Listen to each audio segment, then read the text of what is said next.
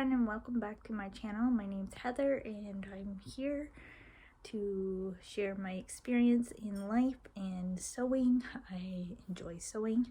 So recently I went to Fabricland and bought some discount material, and I decided I was going to make a bag, and I had some material that I was going to line in the bag, and this is it. I didn't have quite a big enough piece, so I stitched it together, but I only got to here because my machine actually got stuck, and I had to take it apart, take the needle out, and the error message was saying thread is tangled up. Anyways, I took out the thread that I thought was tangled, and it still had the same message, and in the end I ended up taking the frame of my sewing machine off. And just, if you have never seen the inside of the sewing machine, allow me to just show you. So this is my machine. It is a Brother CE4000 computer. It comes with 39 different types of stitches, and I've been using this for as long as I can remember. And I pulled out the bobbin case to check and see if there was any thread there. And this part has a separate cover, so I had to actually unscrew it from the back, and then it loosened the cover. I think it was a screw here and there that I had to loosen, and maybe this one too. And then after that, I even still had to unscrew here. So here's the cover. See, the screw goes there. And that part goes on like, oops. It goes on like this. So yeah, there was a screw right there holding it. And then I had to unscrew that one just to get this separated. And here's the inside of the machine. I took the bobbin out, and I'm pretty sure that this part right here, this weight, I guess, is what's causing the issue. I think it just might need a little bit of lubrication. The hand wheel, I believe, is still fine because I can still spin a bobbin, but I'm not an expert. Everything.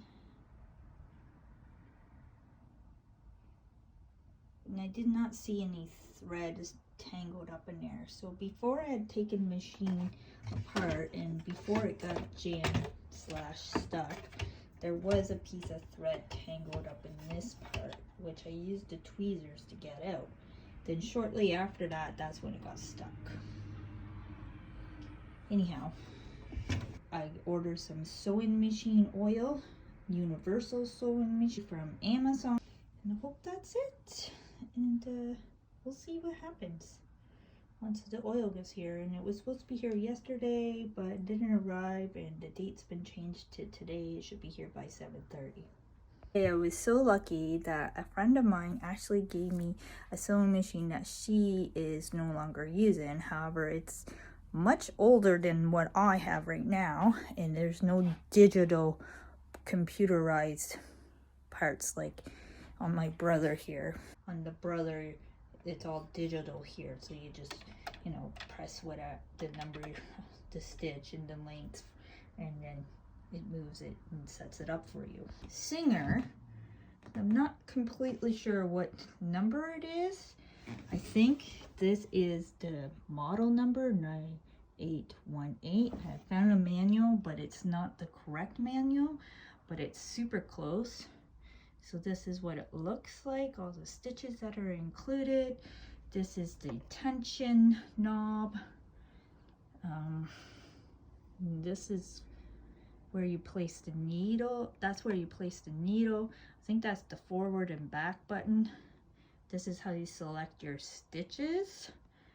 And this is your stitch width. I'm not completely sure what this is. I will figure that out, and I need to figure out how to feed the thread through there. So this is where I put the thread. This is where I would put the bobbin. and I'm assuming I kind of go down here, click, wrap around there, go down and up and back down, sewing needle.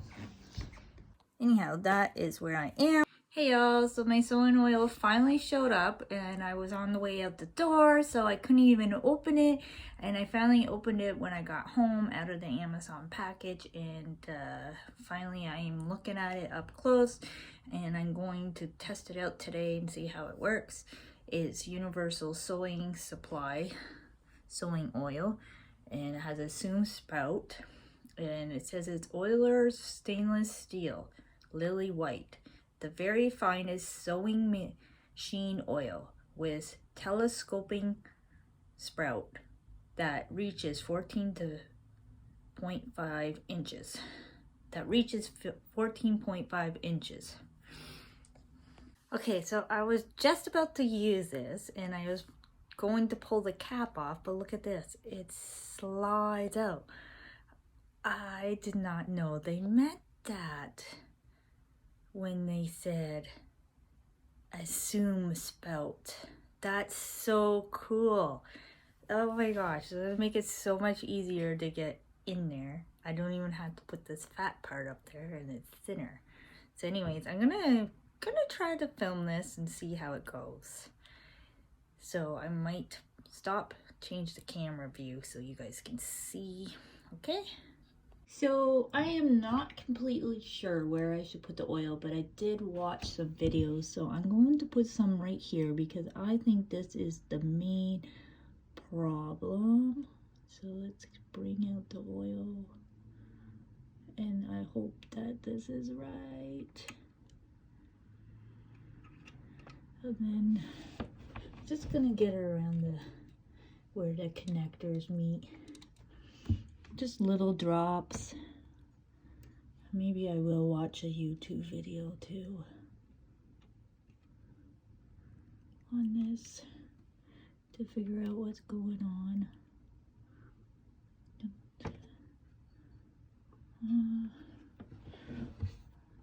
Maybe around the belt. Little drop in there. Basically wherever there's a connector, wherever things meet is where I'm gonna put the oil. Because right now I can't even turn the wheel to see where things are going, where things move, and so I'm just going by what I know moves. Oopsie, that dropped down there. Maybe a little down here, because this part does move back and forth. See, that goes like that. Oh, there, there, and there. Okay, so I plugged it in. I had it unplugged, but you can see that it's not moving right there. So I'm gonna put some oil there.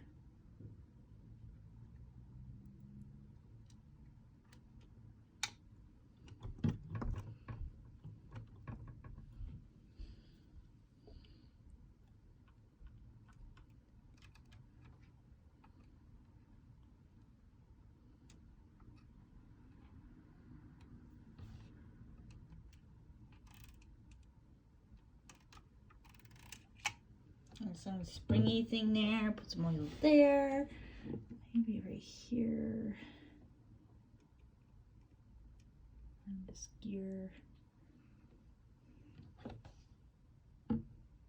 See, if I put it in reverse, this is forward, this is reverse, the turn wheel is still going.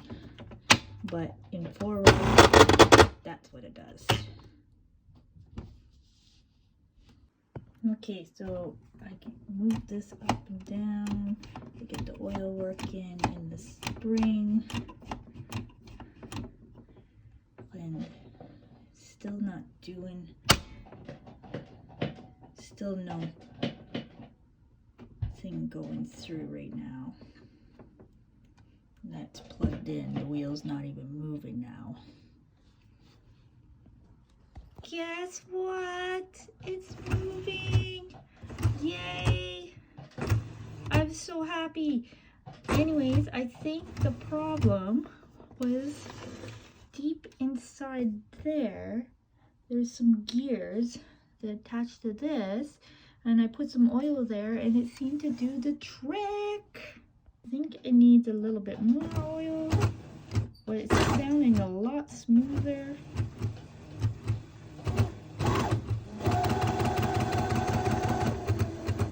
I'll put some on that spring back there.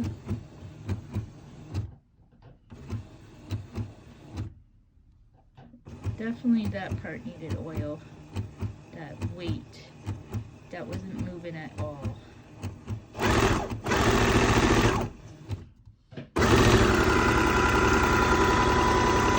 Everything seems to be good now. I'm so happy. Okay, I'm going to close up my machine and screw it back together.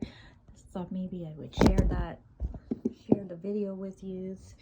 I need to figure out how to stand my phone. Here we go. So we're just gonna close her up like this. Be careful.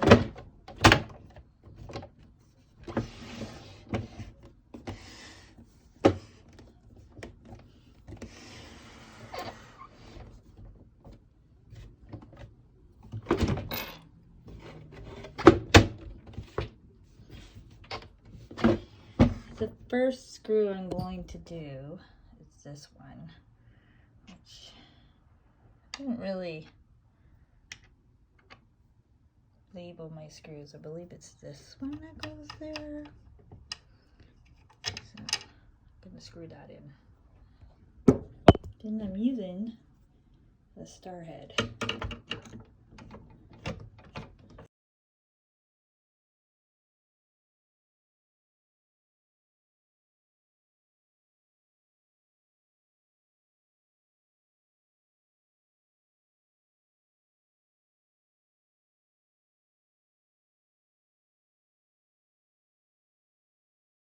Put it like that. Then I'm gonna put it in that hole right there and turn it while I hold it closed, so it's not so hard. You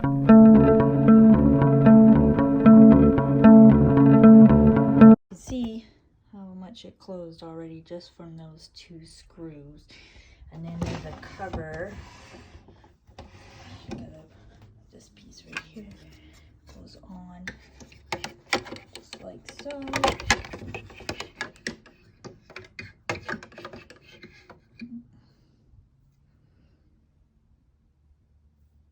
Yeah, just like this. I don't know what it is. There we go. There, just snaps on. Unfortunately, there's a crack. I'm not sure. I guess that probably happened while I was taking it apart. So we'll use a bigger screw right here in this hole. And that holds the front face plate in place.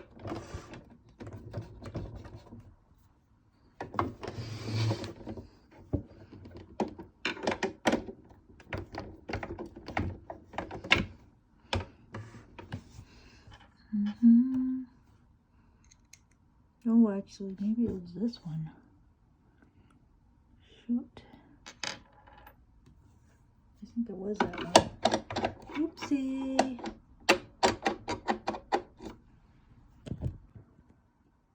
Okay. I've got this tiny skinny one here. Screw that in.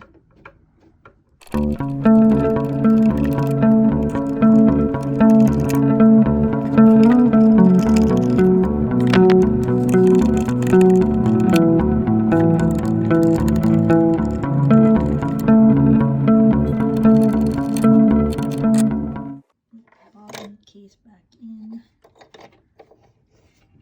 This little bugger I always have trouble with. There we go. And the bobbit.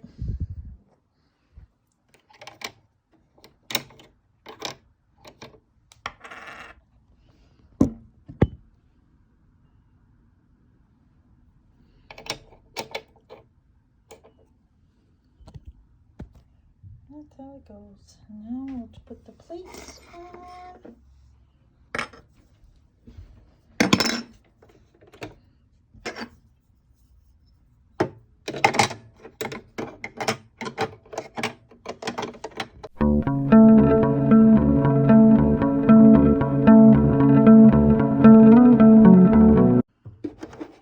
So I gotta move it up. Almost forgot that part. And then when you look at the needle, see that flat side? That's gotta be facing the back.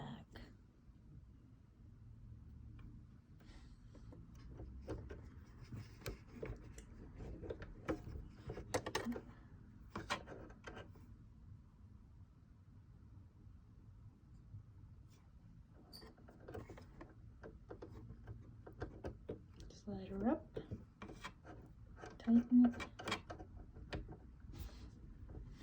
test it out.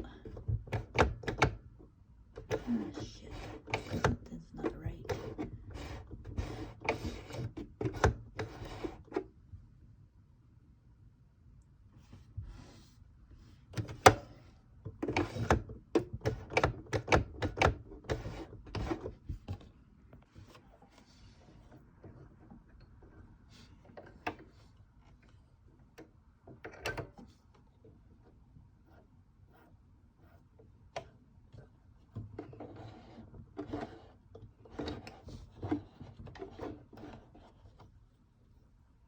Oh, yeah, it should work now. Just gotta put the press foot on.